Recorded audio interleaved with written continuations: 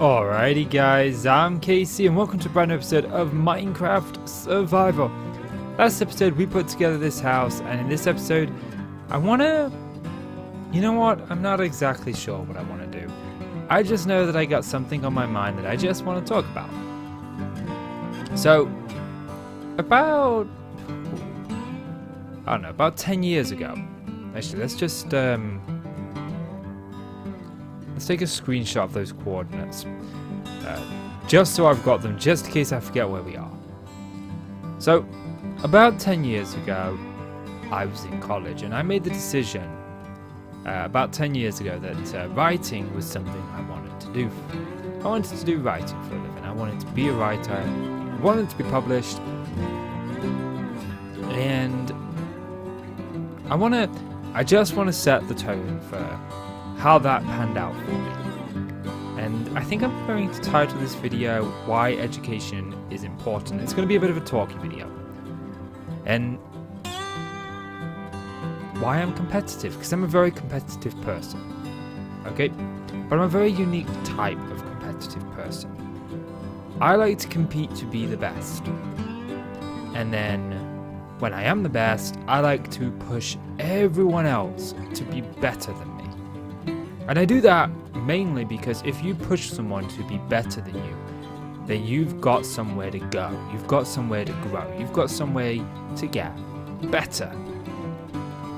But if you are the best and there's nobody challenging your title, there's nobody coming up at you saying, "Oh, you know what, I'm not as good as you.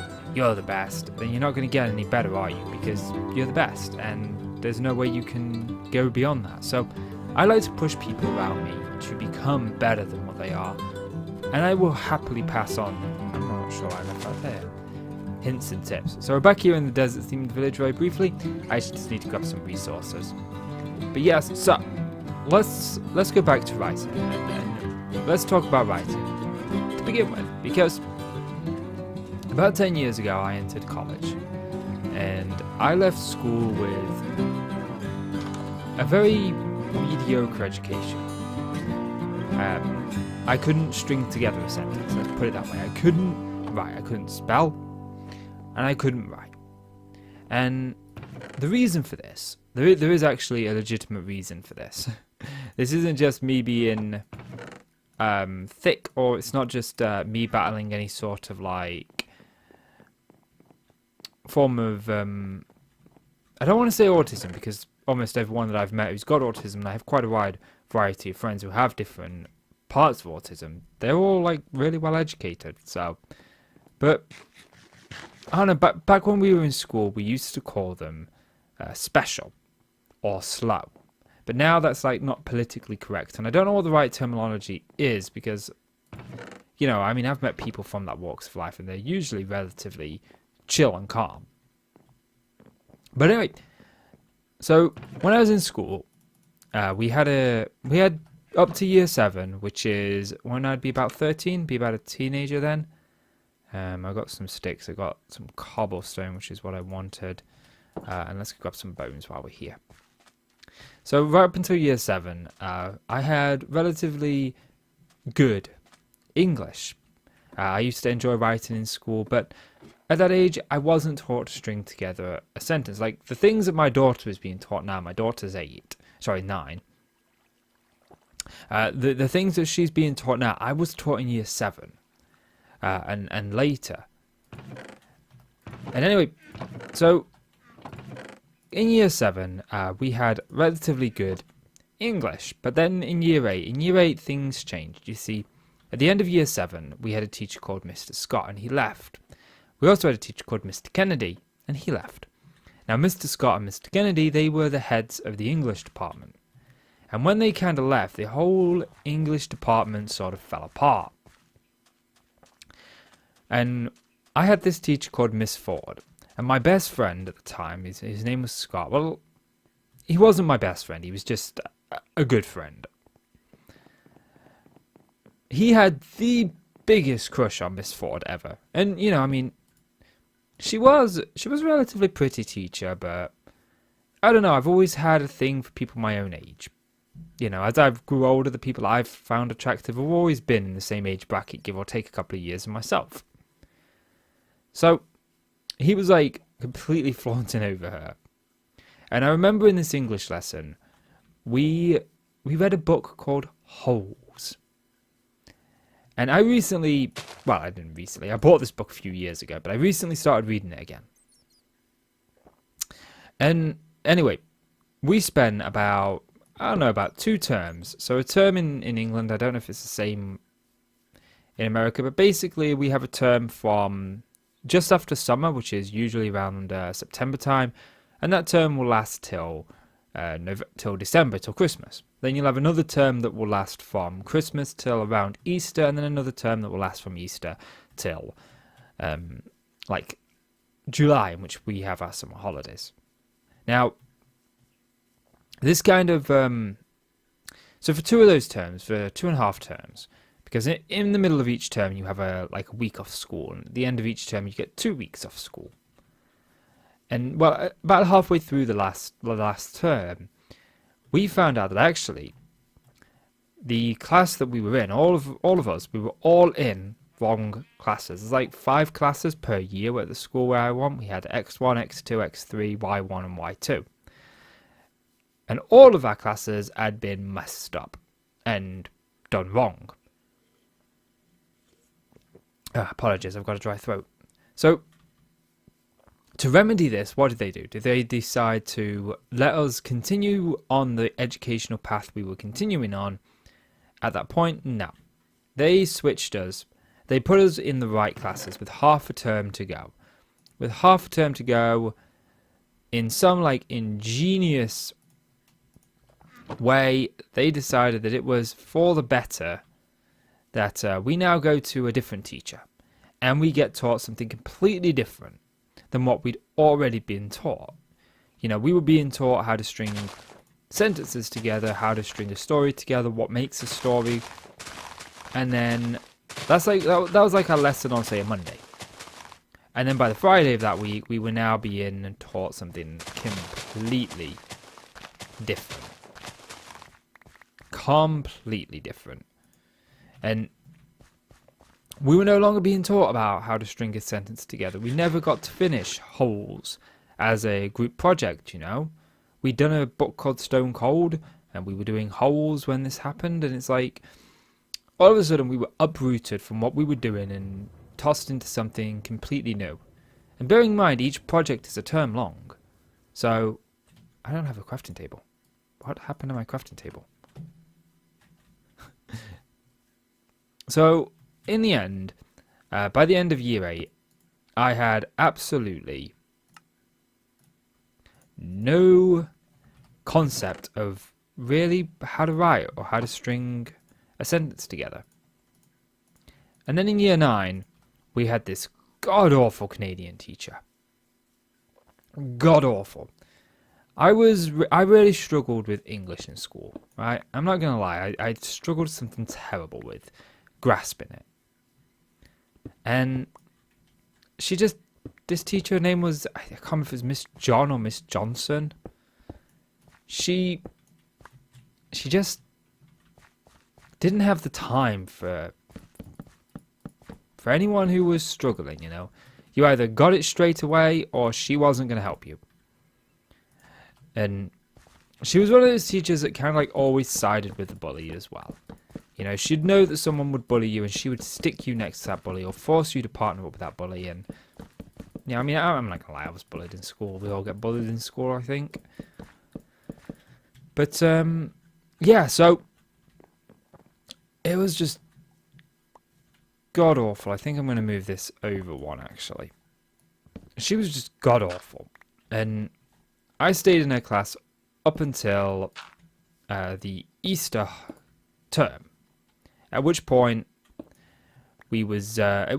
I was taken out of school for a couple of weeks by my mother. Not intentionally, but we'll get into that in just a little bit. Okay, so it feels like it's wrong. That's 5. That's because it is wrong. So yeah, so about halfway through like the Easter term, I was taken out of school because my nan had a fall, and my mum just couldn't drive me to school. But I'll talk about that more in just a little bit. I want to keep on track here. So, Miss Johnson was, or Miss John, she was Canadian. She was god awful. She was a chubby teacher with a low cut fringe, and sort of like hair draped down her back, and she was. I don't want to say she was ugly, because she wasn't, but she wasn't pretty. She was just one of them people that just have normal look, And anyway, now during this whole school year, our English department was messed up. Miss John, this was her first year working there, her first year. And our head of English had just left again. The one who had we'd finally gotten head of English at the end of year 8 was now leaving to go elsewhere. So again, we had like no sort of like stability when it came to our teachers, and no one was setting out like our education, like how it was supposed to go and what it was supposed to do in English. And I do blame, to a degree, that school for why I'm so terrible, or why I was so terrible with writing, because they just messed up on the English department majorly. And about halfway through year 9, they got this £1 million grant, I guess dollar grant if you're in America, from the government. Like, they were the best school in the area and they were being overhauled. And so the English department was now moving to upper school, and the language department was moving to lower school. Or was it the other way around? I can't remember now. But it didn't make much of a difference, because no one knew what was going on. Like, the head of English in year 9 changed so many times. Can I take you out? No. The head of English changed so many times in year 9. They were just going from one temporary teacher to the next. And so we had like no clear-cut education. Now, during the, just after or just before the Easter half term, give me a moment, my nan tripped and fell and she broke her hip. And unfortunately, it would never heal, and it would ultimately lead to an infection, which would ultimately claim her life. And anyway,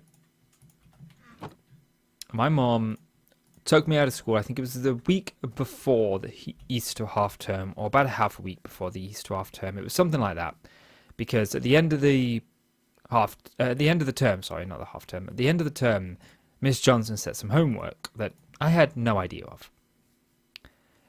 And coming back after the half term, I was out again for like 2 weeks because my mum was my nan's primary carer.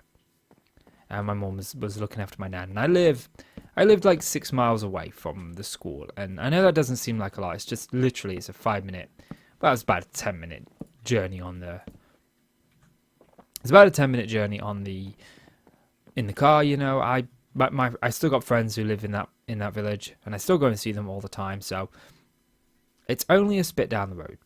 But there are absolutely no buses that go from where I live to where this place lives. And my mum, she wrapped me in cotton wool as a kid. Okay, she was very overprotective. As the other kids would play out in the sun with their tops off, I had to have my top on and about 2 inches worth of sunscreen. I looked like a model with like they plaster makeup on. That's kind of like how I looked with sunscreen on. And everyone used to tell my mum that she was overprotective, but she's a good mum. But anyway, so she wouldn't let me walk it. So I could only go to school if my mum was willing to drive me. But now my mum had my nan to look after. My nan was in hospital, and my mum was going back and forth, taking all of her stuff to her and from her, and she was there until like 10, 11 o'clock at night, and just getting me to school at that point wasn't a priority for her. And so I ended up not going for a couple of weeks, and then She finally, my nan settled down a little bit, and she was out of operations, and my mom could like settle down a little bit more, and she didn't need to be there as much. And so I started going back again. And the first day back, Miss Johnson slaps me with detention. Now, I never served this detention, but have a guess at what the detention was for. That's right. It was for the homework she set before the holidays. Bearing in mind I was absent for the class, but her excuse, this was what she said to me. She said, "You should have got it from one of your friends." And she's right. Yeah, I'll just go and get it from one of my friends. I mean, this was before Facebook. This was before MSN really took off. So, yeah, I'll just go get it from my friends. And I told her, I said, "Look, my nan had a fall just before the holidays. I've not been here. I don't live in Kirby. I can't get to this village, to this town. How do you expect me to hand in some homework that, one, I didn't even know I had, and two, yeah, I could have got it from a friend, but how do you expect me to contact that friend? How am I supposed to know if, we have any? Because I don't speak to my friends outside of school, and I didn't. At the time, I think I was still on dial-up internet. So we've got this little storage area now, and we need a bed. I think I brought a bed with me, didn't I? And she was not relenting. She was going to give me this detention, and so she gave me the detention. And my mom, well, that didn't work out for my mom, because my mom would pick me up at 3:10, and visiting hours at the hospital started at 3:30. And because my nan was now out of emergency care, and she was recovering, so to speak, she wasn't in immediate danger. They were very strict on visiting hours. You could only go when your visiting hours were. So my mum was getting to spend 2 hours a day with my nan in the morning, and then 2 hours a day in the evening with my nan. And this detention would cut into that by about an hour. So my mum was like, "No, you're not doing this." And she wrote a letter to the teacher, and the teacher finally accepted it when my mum wrote the same thing I'd told her. So that's kind of why I ended up not being very good in English, and now I don't really know what to do. Let's go chop some trees. And when it came to year 10, I had this mental break. I'd watched my nan forget who I was. I'd watched my nan, who I was extremely close to. I lived with this woman growing up. Me and my mum either lived with her or literally round the corner from her. But my days were always spent with my mum, my nan, and my Uncle Dan. That was what every day of my life was. So I was very close to my nan and my Uncle Dan. And when my nan was starting to forget me, I was always a grandkid who got special treatment, Everyone else got pop from the pop man, but I got branded pop. I got proper pop. I got the good biscuits. Everyone else got the crappy off-brand biscuits, I asked my nan one year for a GameCube. She bought it me without even hesitating. And anyway, I was not coping well with this. I was really not coping well. And so I wouldn't go to school. I felt that time with my nan was limited, and I told my mom I wasn't going to school. And I'm 14, 15 at this time. I'm growing into an adult. There's nothing she can do to force me to go. She can't drag me there. I'm stronger than her. I'm bigger than her. And even when she would drive me to school and drop me off, I would just walk it home. I wouldn't go in. Or I'd come up with some excuse. I even came one day, and they were spraying just some weeds, and I told my mum they were fumigating the school, and school was off, and she took me home. And I sat one day playing Pokemon Fire Red, just in the little community hospital my nan was in. And yeah, anyway, I ended up missing half a year of school. And just give me a moment. And because I missed this half a year of school, when I went back, I was put on half days, and I was sent to the sports centre. And the sports centre was for people who were suffering from forms of like autism, or people who weren't as quick to pick up things, people who were struggling with their education, and people who had like special needs. You had disabled people in there who would, who couldn't write with a pen and paper, and they had a computer specially for them, stuff like that. And the guy who ran this place was called Mr. Sweet, and he was far from sweet. I hated this guy. I loathed this guy, and he was actually let go a few years ago because one of my close friends, his sisters, or was there at the time he was let go. She's now in uni, but my point being is that he was let go for gross misconduct with a pupil. So anyway, I finally went back, and I still had like a sketchy attendance. I wasn't attending all the time, but I'll talk about that more in another video because there's a whole story. But anyway, it got to this point where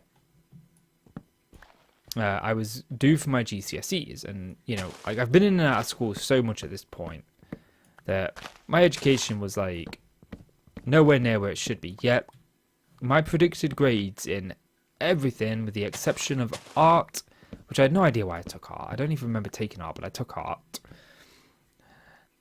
My predicted grades in everything, apart from art and English, were C's or above. Science was a double C, and everything else was A, apart from my maths. My maths was an A star. I was en route for that. I took the first test in maths, and the way that it worked when I was at school, you would take your test and you would get like a point afterwards, and you would add up all your points from your tests, and depending on where you ranked was depending like how many points you had. So if you had like 50 points, it'd be an A. If you had like 100, it would be like a D, and it would go up and go up as you added to it with each test that you took.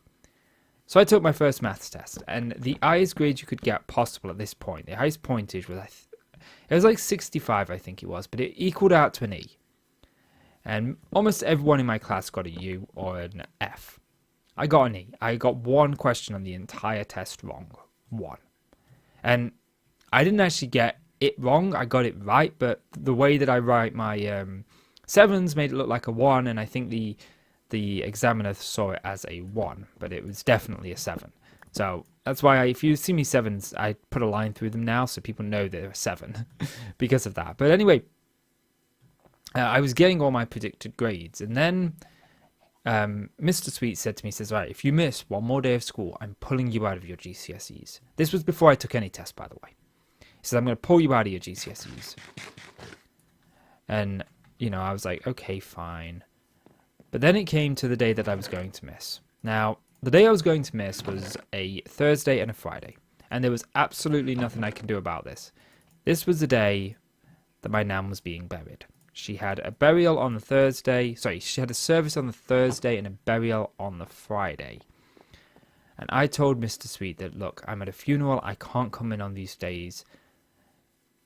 And even my mum told him, and my aunt told him, and he wasn't relenting. And I ended up not going in on those days. I'm not going to miss my nan's funeral. I'm not going to miss it for him, just so I can do my GCSEs. And he pulled me out of most of my GCSEs. I got 1 maths GCSE and 2 science GCSEs. And the thing was, he gave me my GCSE timetable, and there was 1 test on there. The whole week that GCSEs was going on, there was 1 test on that paper that he gave me that I was in for. Just 1. No English GCSEs. And I think the only GCSE I was in for was my art. The one subject he knew I didn't care about. I was never very good at art. And he pulled me out of all the others. Or so I thought, until I got a call from the school saying that I'd missed a GCSE. And my mum drove me down there, and it was a science GCSE. And they gave her another piece of paper, and this one had 5, I think it was 5 or 6 GCSEs on. It wasn't all of them, but that was the paper that I should have got, and he didn't give me the right paper. And I missed both my English GCSEs because of him. And I was pulled out of, I think I was pulled out of my literature one as well. The one to do with Shakespeare, I can't remember now. And anyway, I ended up leaving school because of him with no GCSEs. And I was like really mad at him for the longest time. Actually, it was like a year. I was mad at him because if I'd have got my predicted grades, I would have gone to college and I would have studied at a higher level first. I wouldn't have had like a couple of years there because I had to study at a induction level and then a first level and then a national level.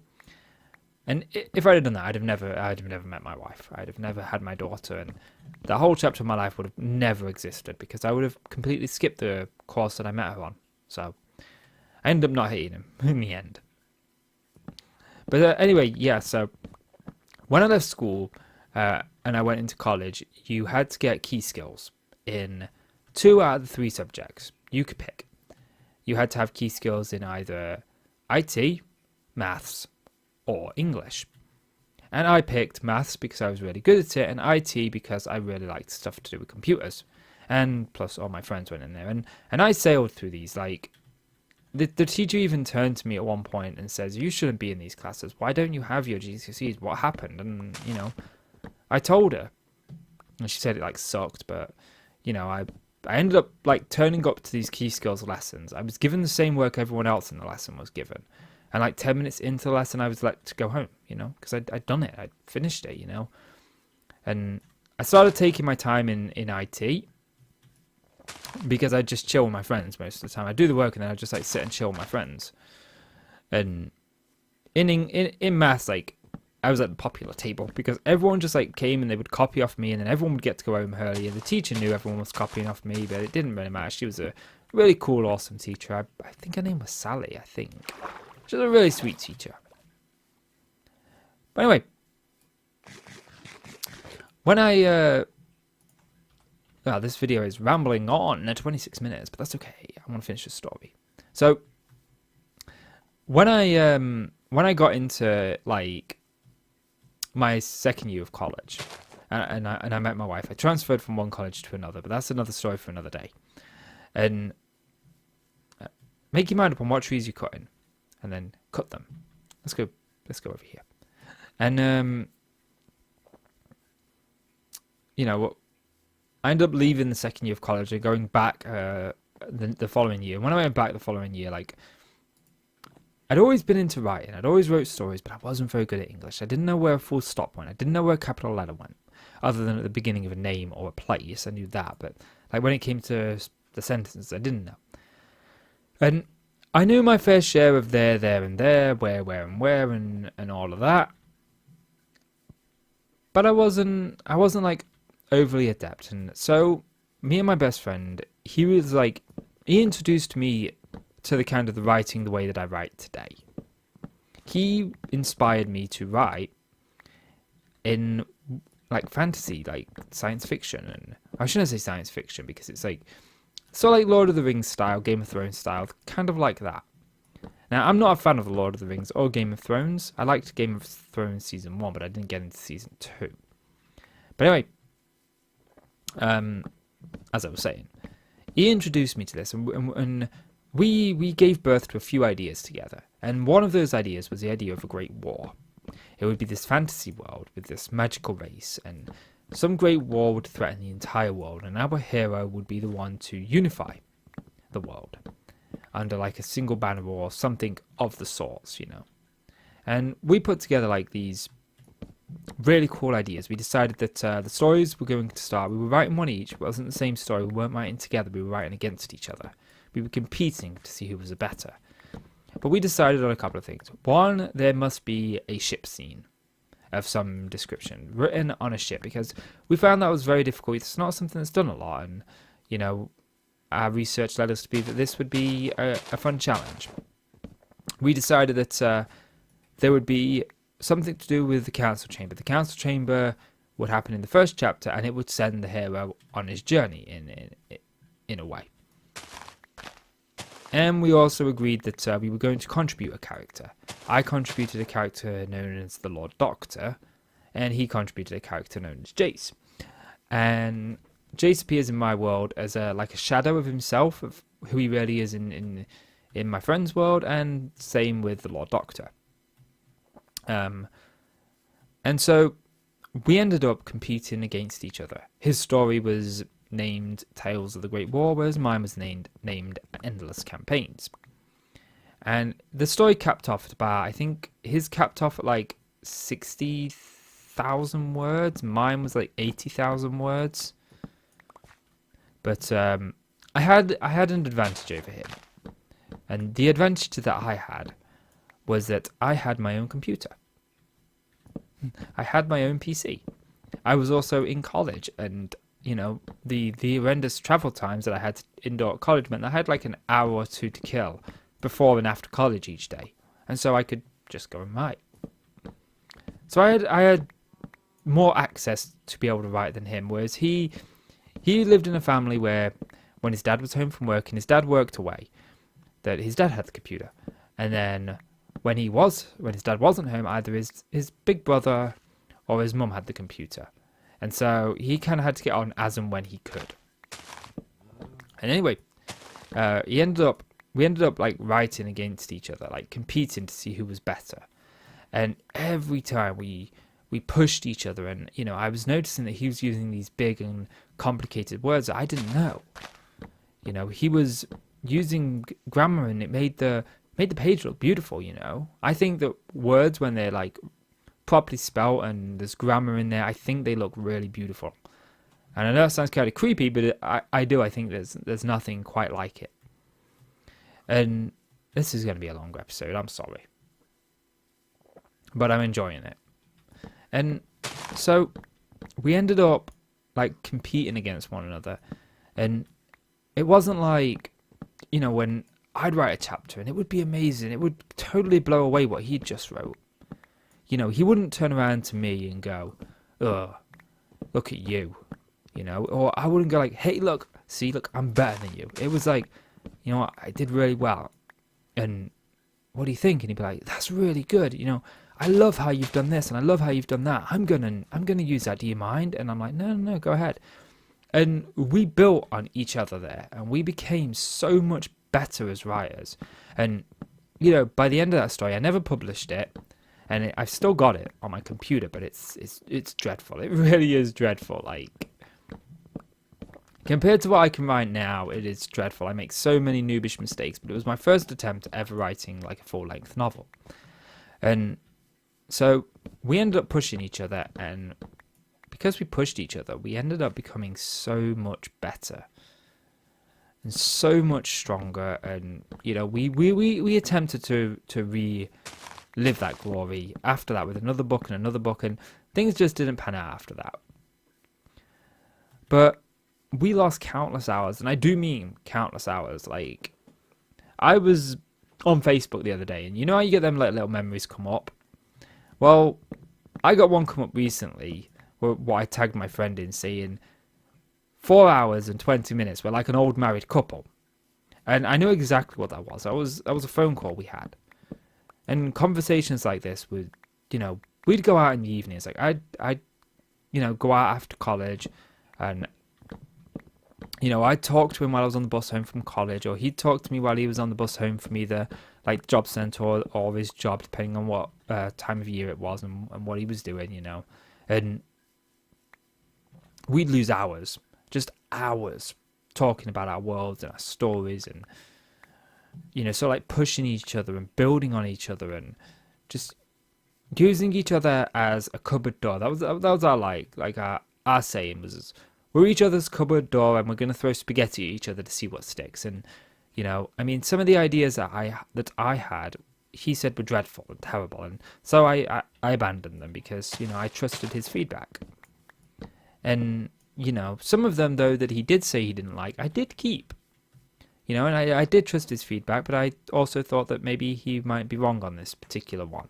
And the same was true in the other way around. You know, he's, in my opinion, he's doing something that I don't particularly like in his writing at the minute. You know, he's building up this super race. It's like, I'm not going to mention them because I don't want to like get copyrighted, or I don't want anyone to like steal his work because it's not copyrighted yet.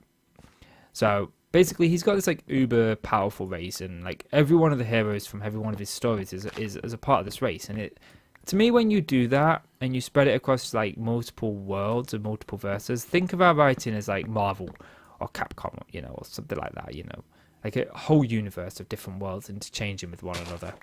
But we have separate multiverses, they don't cross over.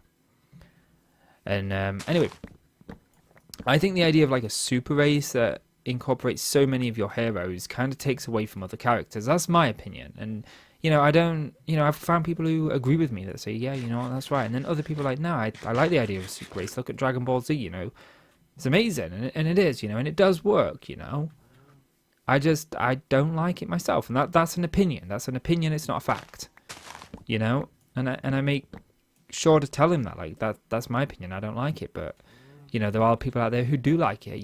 You clearly like it,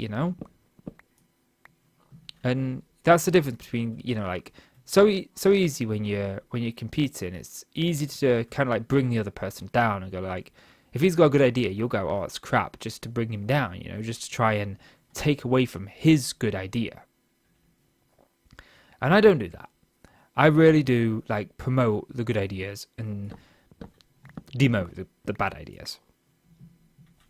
But as a person, I love competing like that. I love to push people, and I'm very heavy on my reputation. Like, if I say something's good, I want people to know that it is good, that I did enjoy it. And I think I do that with my writing. But what I'm trying to say here, the story's kind of getting away from me again, is when I left school, I had no concept of English, like how to write. And I don't just mean like how to write a good sentence or how to choose the right words. I mean, I didn't know, like, everything I wrote was either misspelt or it was just grammarless, sentences would string together almost constantly, and there'd be no full stops, and other than capital letter to place name, I didn't know what I was doing. And finding writing and finding a love in writing changed that for me, and I became more knowledgeable. And even today, I'm not brilliant. I do still make some mistakes. There are still some words that I can't spell, and I'm okay with that.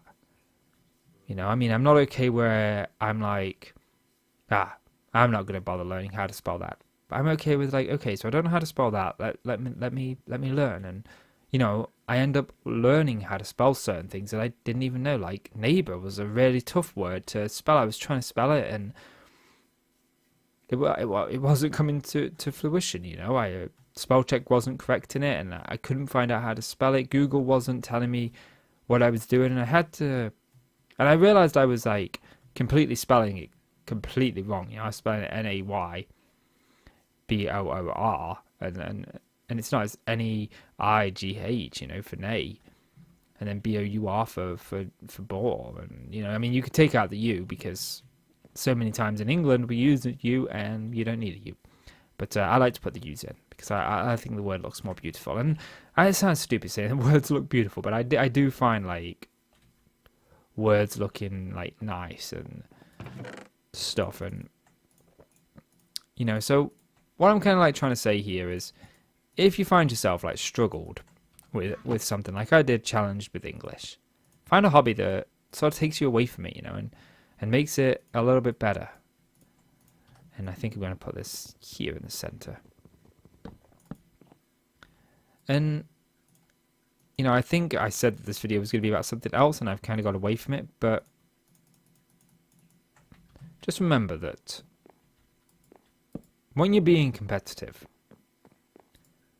it can be the best thing for you. Because I was competing with my friend, I wrote stories before him. I wrote horror stories before him. But writing this story, this like fantasy story, writing it changed the way that I write for the better. I ended up writing this story, and it took off in me. It took off. It took me to another level that I didn't think I could reach. I ended up becoming so much more as a writer than I thought I could ever become. And that is all because I competed against my friend. But I didn't compete on an aggressive level to the point where I was putting him down just to be better than him. I could tell him that his work sucked if it didn't.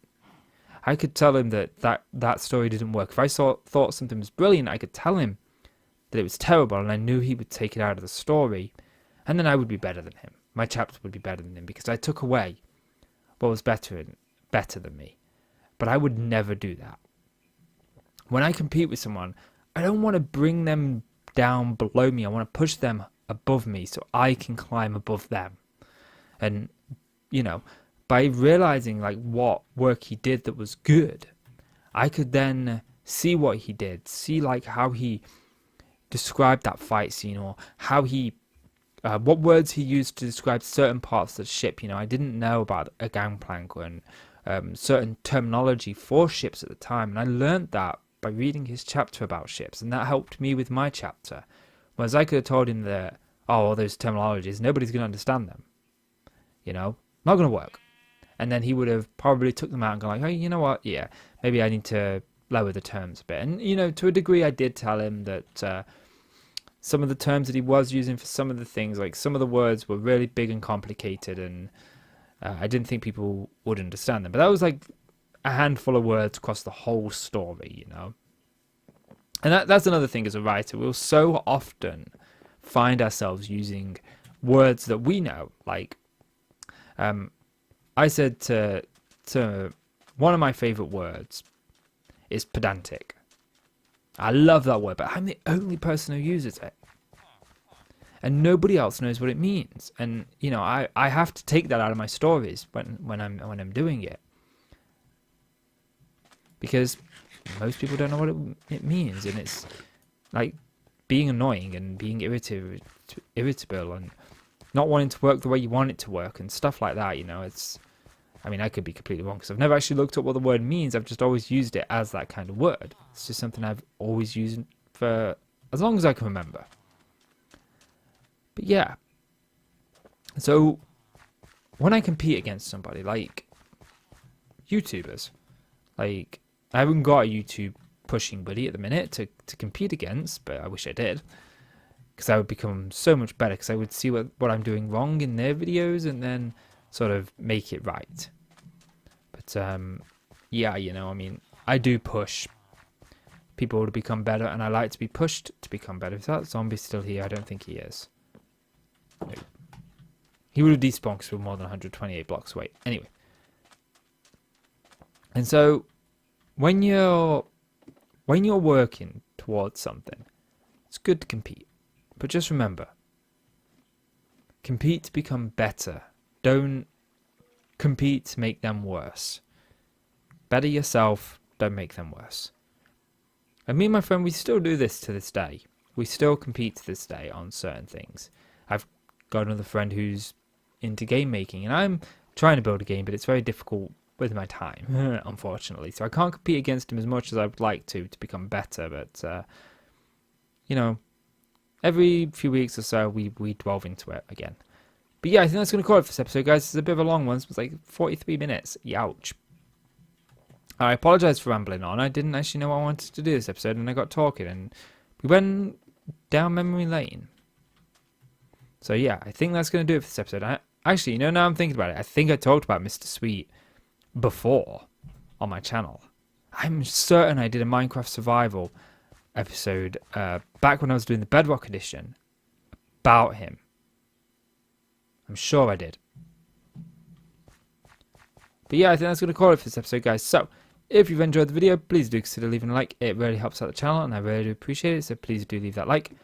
And click subscribe if you want to see more from me, guys. In case you want to, thank you so much for watching, and I'll see you in the next one. Bye-bye.